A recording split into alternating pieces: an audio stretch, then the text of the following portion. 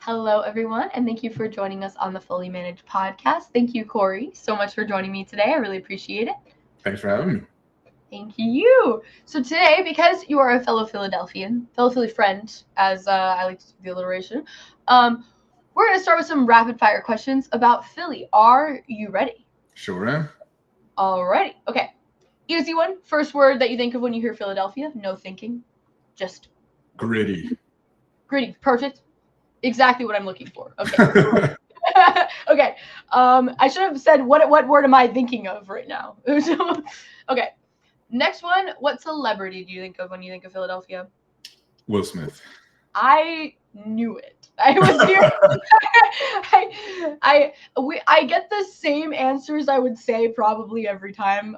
Like it's probably between Rocky, Will Smith. Sometimes people say Gritty as a celebrity, which um, okay. Next one is favorite cheesesteak spot. This one is divisive for sure. Ooh, Angelo's. Good job. If you say Pat's and Geno's, I'm gonna fight. Oh yeah, no, definitely. Pat's and Geno's is number one at like 2:00 in the morning, no doubt. But yes, nothing compares. Yeah, nothing. If the sun is out, we're not going to Pat's and We're not Geno's. going to Pat's and Geno's. I don't want to be able to see what's going on. I just want to eat it and enjoy it. Yep, pretty much. Okay. The next one is, what is one small business that you frequent the most? This can be for any purpose. Ooh. Man, let me think about that. I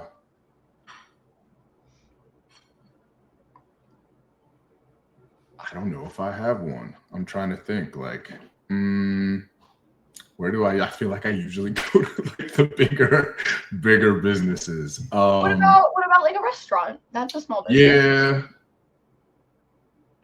You know what? This is in my neighborhood. I'll say Dock Street Brewery. It's not necessarily small, but you know.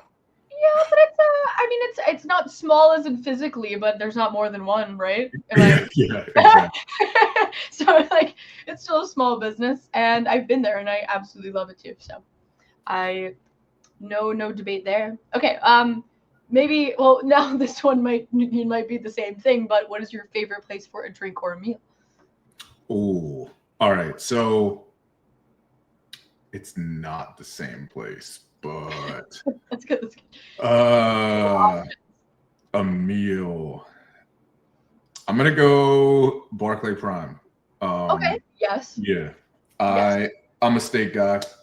Love it. It's not like I go there often because it's super expensive. But when I do go, it's well worth it every time. No, 100%, and I appreciate that because I will be telling my boyfriend that I got a recommendation because he's also a steak guy. I don't understand hunk of meat dinner, but I with a baked potato, you know. Okay, the baked potatoes, yeah, I'm really more there for the baked potato. And I think they have like lobster tail and things like that, so you got options. Crazy. Okay. I'm already sold. Okay, thank you. This game is just intended on getting recommendations for me and for no one. Yeah, where should we go? Okay. Last one. If you were to change something about Philly, what would it be? Man, better subway system. 100%. Like, I need more than north, south, east, west. Yeah, that would be cool. That would be really nice. I just think about the high-speed railways that could exist in just the country in general, and I'm like, this could be so perfect if we could just upgrade our public transportation. Having been to Japan last year, the difference between like our transportation and their, honestly, not even just the bullet train, but like just their general subway system. Everything. Like, here's a platform, it has a number, it has a color, and we have several different signs pointing you in that direction. So you really don't even need to speak the language. You know, there are times where like we would get a little bit confused, but like it's pretty much point A to point B. Nothing like Philly, New York, etc. So yeah, I was like, ooh, can we somehow bring this over to the US? But I digress. No, I completely agree. That is actually, yeah, what inspired the high-speed railway comment, because my friend had recently went to Japan as well, and just told me about how sad it was in comparison Yeah. to us. Like, I've been here for 8 years and I still get lost in Suburban Station. Maybe I'm stupid, but Yeah, it's not even the same stratosphere in terms of efficiency, effectiveness. Yeah, it's crazy. Yes, it's very funny. But yes, I completely agree with you. Most people's comments I also do agree with the changes of Philadelphia. So it's it's a We have a lot of we got some work to do. But it's yeah. we all know it, and that's the camaraderie. We all understand. A lot of cities will fight to the death that they're perfect, and we know we're not, and that's a good thing. I mean, like, Yeah. you should be humble. Like, I'm okay with it. Hopefully it changes in my lifetime, but not holding my breath. Exactly. It's totally okay. We're being positive here. Okay. Now that you've entertained me with all of my Philadelphia questions, thank you for these new recommendations that I will be stealing. Tell me a bit more about yourself. Tell the audience a little more about yourself. Tell us a little bit about your professional journey up to this point, a little bit about what you're doing today, and everything that you think is important to say in between. Cool. So as we know now, Philadelphia, born and raised, have not left here for more than a couple months at a time, as is with a lot of Philadelphians, I'm sure. Went to Temple, shout out Temple, and then started. It's kind of been a little bit of a Philly-centric career journey. Most of my career was spent at Comcast doing SEO and a little bit of other kind of marketing ventures. And then before going out on my own, the second half of my career was spent at Campbell Soup Company. So two companies that are headquartered in Philadelphia, despite being worldwide, nationwide. And now I run my own agency. I've done so for about the past 5 or 6 years, mostly focused on SEO, Google Ads, and content marketing. We do a bunch of other sort of digital marketing adjacent things, but those are our sort of like core offerings. And I've been doing that since, basically like 2019, 2020. Wonderful. Well, what about working in these kind of like corporate conglomerates made you want to open your own agency? Because I feel like a lot of people have different reasons as to why. Yes. So I think I honestly sort of kind of stumbled upon doing my own thing. Like, I started out when I was at Comcast and knew that the corporate rat race got you like a 2% raise a year. And that was just not going to cut it for me as far as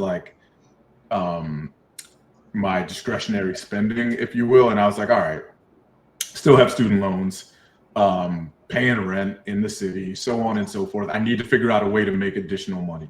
And I found out that there were people that needed SEO freelancers. So that's really where I started, was while I was at Comcast, realizing that I could sort of kind of do freelance, in my spare time. And then, as I got more experience doing that, it grew into, I think I can actually do this,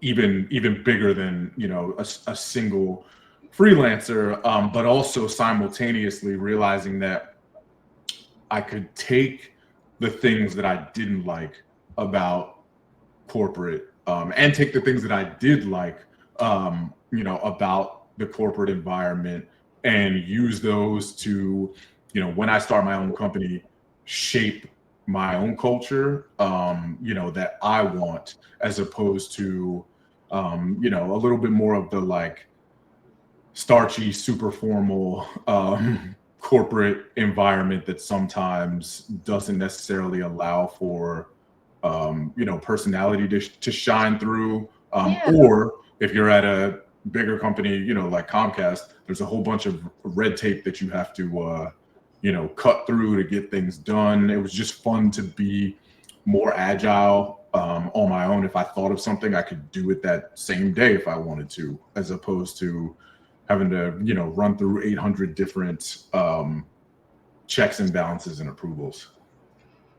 Yeah, I can completely understand that perspective. I even spoke to a creative director from Amazon the other day on the show, and they were kind of talking about like sometimes the bureaucracy of everything and like the levels of levels and steps they have to go through to get like a project approved sometimes kind of kills the idea a little bit, in the idea that it's being altered and tweaked over time, and now it's like to be made perfect, but then it kind of doesn't have that same vigor that it did when you created it in the first place. Mm-hmm. And that's something that I think is very troubling about you know that safety sometimes isn't necessarily a good thing in all cases. Yeah, for sure. I think I will say like, even though Comcast as an entity was bureaucratic in that way, I got lucky personally, and I think this definitely is a big influence on my journey overall, which is that I joined the digital marketing team at Comcast when it was like 15 people, maybe. It eventually grew to like 100 plus. And I got there at a point where, for lack of a better term, the Comcast website wasn't super useful to anybody who wanted to buy or even, do any sort of like customer service stuff. So I wasn't just kind of pigeonholed in one specific area. I had my, focus, which was, more SEO, but I also got exposure to every single, facet of the marketing journey, if you will, because we were all putting this thing together at the same time. And it was almost like being at a startup within this massive company, because there was nothing established really. At least the best practices, I should say, were not established when when I showed up there. We built it over time. I was there for like 8 years, and it was a lot of experimentation, a lot of exposure, and things that I realized now that I'm running my own business, that I could take some of the stuff that I learned, in terms of formality and making sure that things are kind of put together in a step-by-step way. I could take that to my current role and the company and impart those things onto my team as well. So I got to like cut out a little bit of the stuffiness, but also realize like you can't go too far in the opposite direction. There is a rhyme or reason for why a lot of this stuff goes the way it does. Yeah, exactly. Like if going too far in the other direction, then there's kind of this disorganization, like people aren't clear of what their goals are and what their positions are. But it is definitely like a privilege to be able to be in something like a startup environment or a startup environment entirely, because especially earlier on in your career, because you get to learn so many facets of something that's related to your position. If it's not technically cookie cutter exactly what you went there for, a lot of people wear many hats in the startup field. But it is, maybe it's not for everyone to do forever, because it can become exhausting to not really know what you're going into every day. But it is really nice to be able to get the perspective, especially when going into, you know, building out and carving out your own agency in the future, because you have kind of a perspective on all of the positions in which you would maybe hire. And so you at least have some experience in that, where you're not like kind of going in blind of like giving feedback or anything like that. It's a very great position to be in, to have that experience, I think. Yeah, absolutely. We had, you know, there were things that I rolled my eyes at, to be quite honest. You know, that as an employee, did I want to go to a, you know, 8:30, 9 o'clock meeting every day to see where we were pacing for the month? No. But you know, I don't want to do that. yeah, but did it impart upon me the, you know, the knowledge or understanding that you need to know what the numbers are, you know, like the back of your hand, and you need to be able to, you know, explain what's happening in 30 seconds to somebody who you just so happen to be in the elevator with for a second. You know, I would be in the elevator with Brian Roberts, the owner of Comcast, once in a blue moon. And like being able to take advantage of that situation and let them know that I know what I'm doing, I know what I'm working on, and I know what I'm talking about. To leave that kind of impression was super, super helpful, and carries me to this day in terms of interacting with clients. Yeah, it's cool to know that you even know what he looks like and that you recognize that he was in the elevator. Yeah. There's some people that are so far removed from like their company or whatever they started that you don't even, you know, you've never seen them before. You don't even know who they are if you were stuck in the elevator with them. Mm-hmm. Yeah. And it, you know, kind of is a testament to staying visible. Not that I'll ever, you know, be the owner of a company like Comcast, but, you know, that visibility. Never, unless you really don't want that. That visibility, I think, is key versus, you know, other jobs at other agencies that I had, where our, you know, 2 levels up would just walk by us with his head in his phone and not say anything to anybody, and it rubbed everybody the wrong way. So there's definitely the things that I liked and the things that I disliked, you know, in the corporate world, I took away from and was like, okay, here's how I can build the environment and the culture that I want to build at BCC. Yeah, no, I think that's really great. I think that being able to take specific parts of it that you like is really great, because I think some people will create their own agency and then model it too much after corporate, in which, you know, you left it for a reason most of the time, so it's not necessarily something that you want to follow kind of cookie cutter in a way. But there's also, obviously, there's structures for a reason. There's things that do work and then have evidence behind them. So being able to pick and choose what you liked and what you didn't is really nice. Yeah, exactly. It was one of those things where it felt natural as I was doing it, and then as I revisited it, I was like, okay, there was a rhyme or reason, you know, behind me doing it this way. It wasn't just vibes. Yeah, was there anything that being in previous positions did not prepare you for?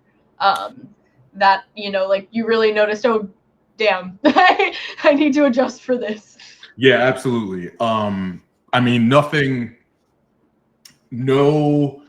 won't say no. Most 9-to-5s are not preparing you for the amount of responsibilities, you know, that come with owning your own business and needing to be at least competent in things that you definitely, like you said, didn't go to school for. You know, whether that's financial, whether it's sales. I generally was not a super salesy guy. I can, you know, I'm conversational, and I eventually came to realize that can also be sales. Yes, yeah, if you do it the right way. Yeah. But initially I was a little bit, because it didn't feel comfortable to me, and I was always the one being sold to. Or if I was selling, it was selling, selling a strategy to someone who already knew me, not a complete stranger. That definitely took some adjusting, whether it was, buying courses and working with a coach, reading books, just the act of doing it and maybe failing and realizing like, oh, okay, here's what I should have done, or here are the sales assets that I need going forward. I need to make sure we have case studies, references, etc. And sometimes maybe I need to be a little bit more pushy than feels comfortable. That was not natural at all initially, and definitely had me throughout the pandemic trying to just drink from the fire hose in terms of like how do I make this feel more natural? How do I get better at it? Because obviously it's the lifeblood of any business. Yeah. Yeah, no, I appreciate you mentioning also like that sometimes it's trial and error, like figuring it out as you go, because especially with sales, there are a lot of other technical skills that you can learn like very practically, whereas sales is, especially for a person that is extremely personable, it's a little weird to be like, it almost feels inauthentic when you start learning it, and it's No doubt. uncomfortable for, I think it's almost good when you go into it being slightly uncomfortable, because I think sometimes that proves that you're a good person because you're like considering the fact that I don't want to be or appear manipulative or in any way when I'm Absolutely. trying to, like talk to someone about something. And I think that's almost the coolest thing about it is like finding an avenue that works for you, that is still personable and authentic, but isn't necessarily discounting what your work is and how you're showing it. And that took me some time to figure out how to do, because at a 9-to-5, the way that you prove is through like actually showing someone. You don't have time to show somebody a spreadsheet. Like I would get bogged down into, some people want to see a spreadsheet, but other people are like, just tell me. Don't give me this hour-long rundown of every single tactic that you do. I start to see their eyes glaze over and things like that. For a while early on, I was selling the way that I would at a corporate job, which is, getting into the weeds, because that person generally knows what you're talking about. You're both on the same wavelength, and they're just like, okay, you have to show me, as opposed to somebody coming in completely cold, who may not even know what they need, and you're trying to lead them to water, for lack of a better term, and you don't want to drown them. Yes, no, exactly. And there's something that I think a lot of people don't recognize or like or don't acknowledge, is that there's a lot of education involved in sales that you have to do in a very strategic way in order to not seem like offensive or condescending, but also that you're making sure that, especially if a client is coming in not necessarily knowing what they want, it's a bit difficult, especially when you're talking to someone from a small business who might be very protective of their baby that they've created. It's hard to be like, well, this is what's going wrong, because even if they're coming to you for help, sometimes they don't want to acknowledge the things that are going wrong. Yeah, absolutely. And I think one of the things that has helped me and helped kind of grow the business is treating those relationships almost like, once we have established, the rapport and relationship and things like that, a lot of the clients that we have are like, hey, if they're at a bigger company, they're like, hey, wherever we go, we're going to bring you guys, because we know not you're, good people, but you have our best interest at heart. And I was like, okay, how do I clearly I'm able to impart that upon someone who knows me, for a couple, who's known me for a couple months or a year or whatever. Like a lot of our client relationships are like 2-3 years or more. How do I give off that same energy to a stranger? And how do I get them to feel that I care, if it's a smaller business, that I care about your baby. If it's someone at a larger, corporation, that I can speak your language, but also I want to make you look good. I don't want you to have to go vendor hopping and things like that. Because I got that positive feedback from existing clients who have taken me, if it's a marketing director and they leave for another company, they will bring us with them. And even, subsequent companies, we've had people, I've had people rather come with us, bring us to their next job and then bring us to the job after that. So I'm like, all right, we must be doing something right. Yeah. Can you talk a little more about what things you found that you did right in those scenarios and how you kind of translated them to like more beginner relationships, for lack of better phrasing? Yeah, for sure. I think that, like you said, the authenticity part is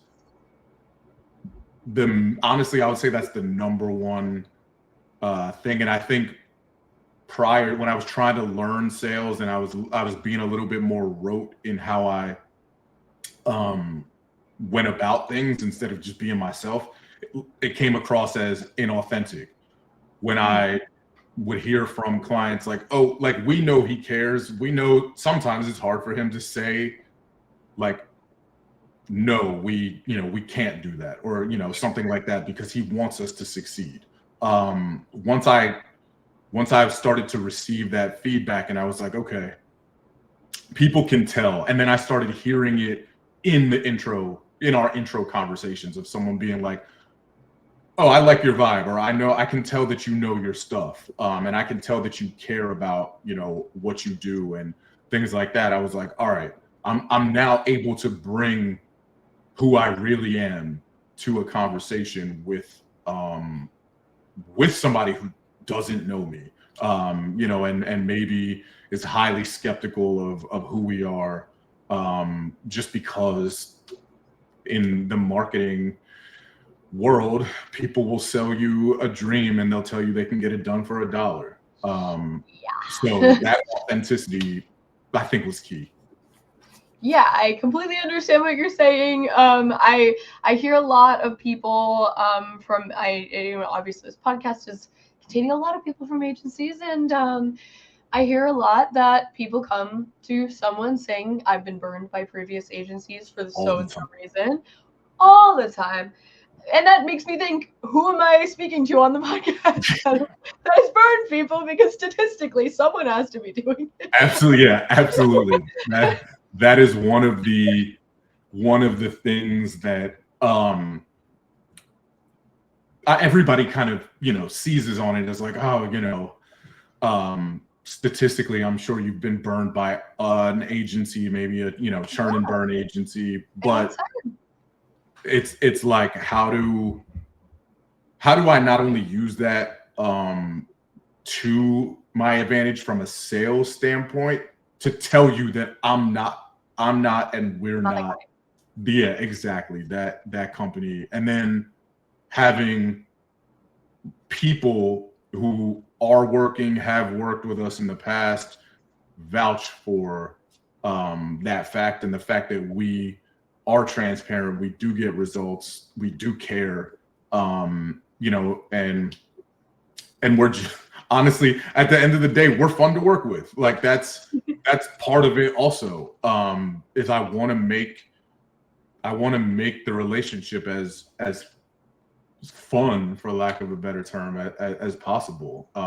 Like, we don't have to be super stuffy and this needs to be done by X, Y, and Z. We can all have a good time and still get things done. And that was my vibe in the corporate world too, was like, let's have fun. Let's jump around a little. It's okay. exactly. We can, as long as it gets done, Yeah. we can joke around. Now, there's times where we don't need to joke around and we need to get to work, but that time doesn't need to be every single day. Yeah, I completely agree, and I think that's a really great outlook to have, because it being able to laugh at certain things and being able to have that relationship with your clients, like, shows authenticity in a way of, like, being able to see your personality in your work a little bit. Like, a lot of people will be like, no, like, we need to have very specific professional relationships with our clients, which obviously there's always a level of professionalism, but if you're not showing any of your personality in your work, I think maybe you're doing something wrong, because people are choosing you over someone else, or they're choosing someone else over you. And usually, if you're doing the exact same work, which agencies, like, that's going to happen, there are going to be people that are doing the exact same thing as you. But what sets you aside from them is usually the vibe that they get. A lot of the time, it's not just, or branding, or both. Yeah, exactly, or both, for sure. Exactly, and that's usually what kind of, like, it narrows it down. So it's good to have that outlook. To round out our podcast, because we're obviously coming up on time, I love to be forward looking. So I would love to know, in the next, say, 3 to 5 years, what kind of goals do you have for BCC Interactive? Like, what are you excited about moving forward? What are, even if they're really big dreams, what are you looking forward to? So definitely growing the team significantly. I would say right now, one of the things that I've taken on kind of as a pet project, I'm sure everyone says this, but this is a like personal and professional, is just how can I utilize automation or AI to make our processes more efficient, and maybe, building additional service offerings from utilizing the AI world. It feels like there's a new tool or slogan out there every other week. So utilizing AI, growing the team, and I would say possibly getting into different industries. Right now, we're a little more like e-com and somewhat service-based. But one of my kind of passions has always been the mental health space. I know with healthcare and everything, it's a little bit wonky, but helping therapists find clients and helping clients find therapists. Because personally, when I needed one and I would go looking on Google, it was almost impossible to find. I had a similar experience. Yeah. So that, that's more of like my personal I guess vibe, and I want to help impart that on, I think, an underserved industry through the company.